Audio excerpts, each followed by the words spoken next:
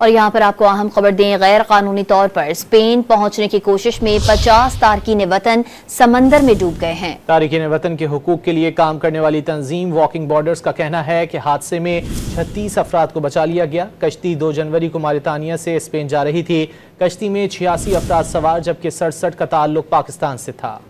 اور یہاں پر آپ کو اہم خبر دیں، غیر قانونی طور پر اسپین پہنچنے کی کوشش میں 50 تارکین وطن سمندر میں ڈوب گئے ہیں۔ تارکین وطن کے حقوق کے لیے کام کرنے والی تنظیم واکنگ بارڈرز کا کہنا ہے کہ حادثے میں 36 افراد کو بچا لیا گیا۔ کشتی 2 جنوری کو موریطانیہ سے اسپین جا رہی تھی۔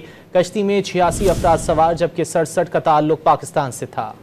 اور یہاں پر آپ کو اہم خبر دیں، غیر قانونی طور پر اسپین پہنچنے کی کوشش میں 50 تارکین وطن سمندر میں ڈوب گئے ہیں۔ تارکین وطن کے حقوق کے لیے کام کرنے والی تنظیم واکنگ بارڈرز کا کہنا ہے کہ حادثے میں 36 افراد کو بچا لیا گیا۔ کشتی 2 جنوری کو موریطانیہ سے اسپین جا رہی تھی۔